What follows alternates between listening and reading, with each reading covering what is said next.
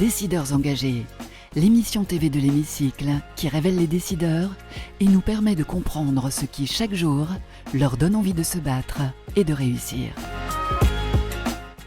Bienvenue dans On se dit tout, l'émission des décideurs engagés sur l'Hémicycle TV, et j'ai le plaisir de recevoir aujourd'hui Francis Bussière.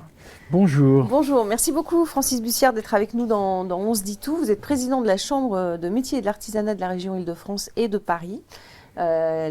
Comme on dit, la CMA, IDF et Paris représente plus de 350 000 entreprises artisanales réparties sur les 8 départements franciliens, c'est pas rien.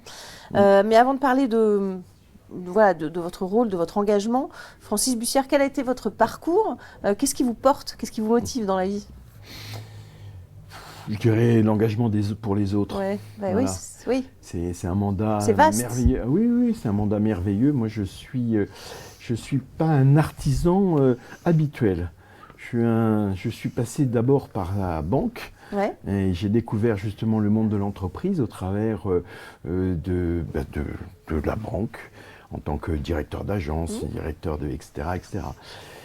Et là, j'ai vu que c'était absolument passionnant. Ouais. Absolument passionnant. Et ça m'a donné vraiment envie de franchir le pas, ce que j'ai fait à un moment donné dans ma carrière professionnelle pour m'installer en tant qu'entreprise générale de bâtiment.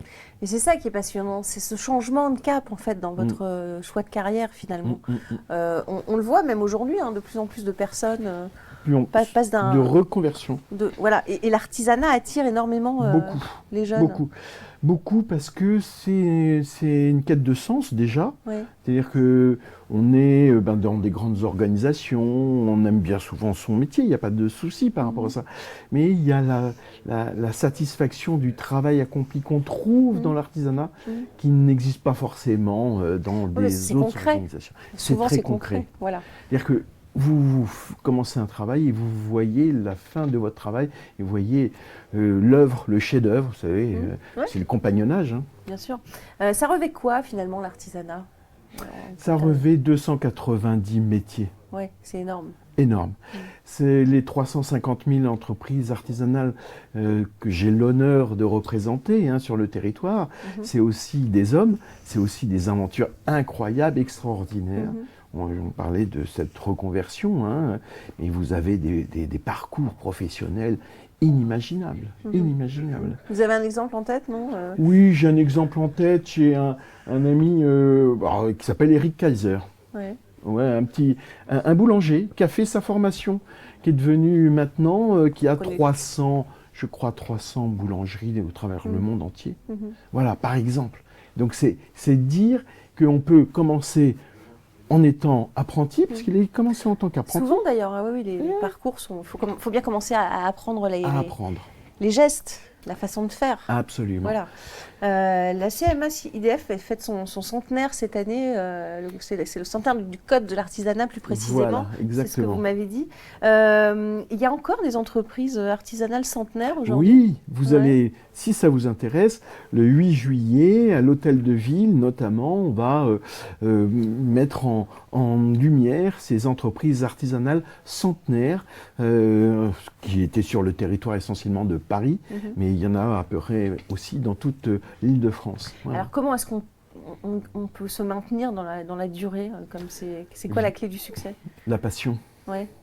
La passion, quand vous discutez avec des artisanes, des artisans, et qui disent « Mais Francis, tu sais, moi j'étais dans l'atelier là, j'ai vu mes parents, j'ai vu mes grands-parents travailler là. » Et là, tout d'un coup, on sent qu'il y a une dynamique qui est autre que celle de l'entreprise. D'une entreprise, peut-être, c'est pas la même chose. Autre ça. Ouais. Autrement. Il y a une notion de tradition aussi, de préservation des savoir-faire, oui, bien sûr. Mais c'est là où l'artisanat est passionnant. Parce que ça mélange tellement la tradition et la modernité. Oui, parce que voilà, on va en parler, évidemment. L'artisanat s'est profondément transformé également. Complètement. C'est pas, on parlait du boulanger, mais c'est pas le tailleur de pierre non plus. Enfin, et comment est-ce que vous auriez pu imaginer, quand il y a eu l'incendie à Notre-Dame, on a dit, ce sera fait en 5 ans. Tout le monde a dit, ça va Personne pas. n'y croyait, Et pourquoi? Parce que justement, il y a eu cette inventivité, cette collaboration entre tous les corps de métier, cette magie de cet artisanat d'exception qui a fait que ça a été réalisé en 5 ans. C'est grâce aux nouvelles technologies aussi. Aussi, bien sûr, nous, Ça en fait partie. la réalité virtuelle, les drones, enfin, je veux dire, en permanence, Voilà. les artisans, ils ont pris possession de ça. J'ai vu qu'il y avait une start-up aussi qui captait des gestes en 3D. Oui, Parce que finalement, quand on ne transmet pas, on ne transmet pas des savoir-faire aussi, des gestes Bien ancestraux parfois. Vous parlez de Notre-Dame, voilà. Ça, c'est aussi ce que permet les nouvelles technologies, Bien capter sûr. les gestes pour Bien pouvoir sûr. les transmettre. bien sûr. Aujourd'hui, par exemple, j'étais il y a 1 heure avec des représentants de la Chambre de commerce de Madagascar, à Tananarive. Ouais. Je leur disais, qui sont en recherche justement de formation. Mais nous, on a besoin de formation, etc.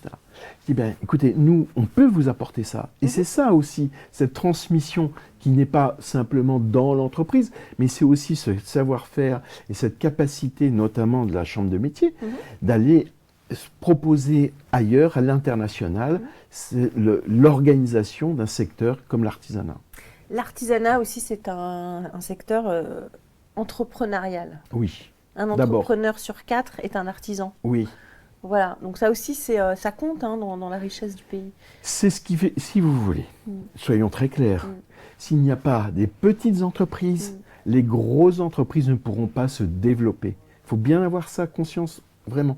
Pourquoi ? Simplement parce que souvent la petite entreprise est un sous-traitant, souvent indispensable. Vous savez, quand il y a des petites entreprises qui travaillent sur avec l'ESA, on est bien là au cœur de la richesse de l'artisanat. Alors, c'est un modèle qui attire, on l'a dit, les jeunes parce que ça a du sens, etc. Mais c'est un modèle qui est quand même en crise. Il y a Alors il est en crise des parce défaillances d'entreprises. bien sûr. Ouais.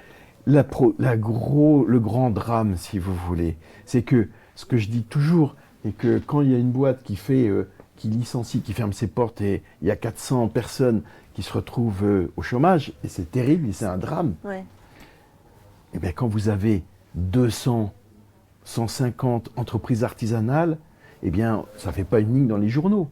Et les 150 ou 200 entreprises artisanales, ça représente ces 400 emplois, 400 emplois salariés. Donc il y a bien cette différence évidemment de traitement. Ouais, il y a le secteur du bâtiment, comme vous en faites partie, vous en avez fait partie. Bien sûr. Qui J'en est fais toujours particulièrement partie. touché. Vous en faites toujours partie, d'accord. Du coup, qu'est-ce que vous souhaiteriez, vous, plus de soutien, plus de reconnaissance de la part du gouvernement, plus de...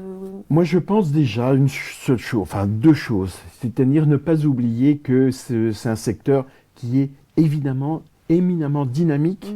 Je vous ai cité ces 2 chiffres, 42 milliards d'euros de chiffre d'affaires des 350 000 entreprises artisanales sur le territoire de l'Île-de-France, comparé quand même à, j'ai cité LVMH parce que ça, c'est pas pour faire de la pub, mais c'est pour montrer le décalage.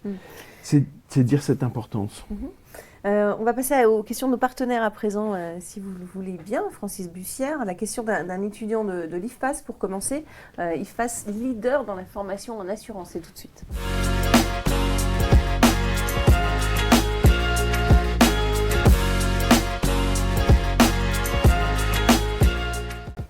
La question d'un étudiant de l'IFPAS, Francis Bussière. La fin de l'abondance, vous vous souvenez, c'est Emmanuel Macron qui en avait parlé. Quelle est votre vision sur le monde de demain que nous sommes en train de construire pour les générations futures ? Écoutez, je suis un entrepreneur, donc je suis optimiste. Donc ça va être merveilleux. C'est le premier message que je vais vous dire. Et ça va être merveilleux surtout pour les entreprises artisanales. Ouais. Vous savez...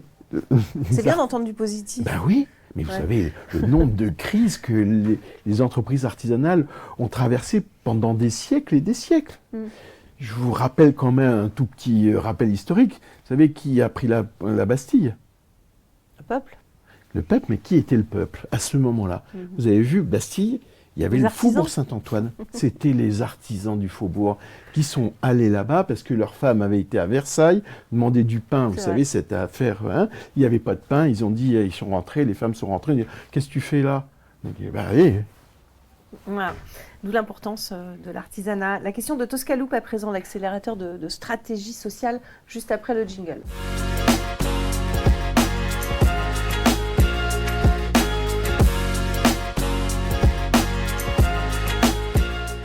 la question de Toscalou, si vous aviez un levier à actionner demain pour faire progresser la société, lequel serait-il ? J'ai envie de vous dire qu'il faut évidemment maintenir l'apprentissage, le financement de l'apprentissage. C'est quand même un moyen extraordinaire d'accession pour des jeunes à des métiers, à leur richesse de demain, leur futur de demain. C'est aussi de ne pas oublier la transmission des entreprises artisanales. Aussi, on en reparlera peut-être un peu tout à l'heure, mais c'est fondamentalement très important.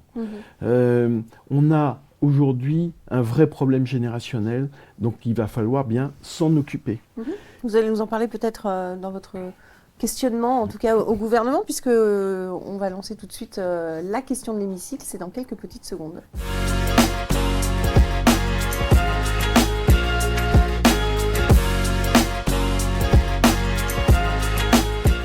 La question de l'hémicycle, hein. C'est pas la mienne, c'est la vôtre, Francis Bussière, puisque c'est vous qui allez peut-être interpeller. Vous parliez des successions tout de suite. Qu'est-ce que vous avez envie de leur dire aux personnes qui nous gouvernent aujourd'hui ?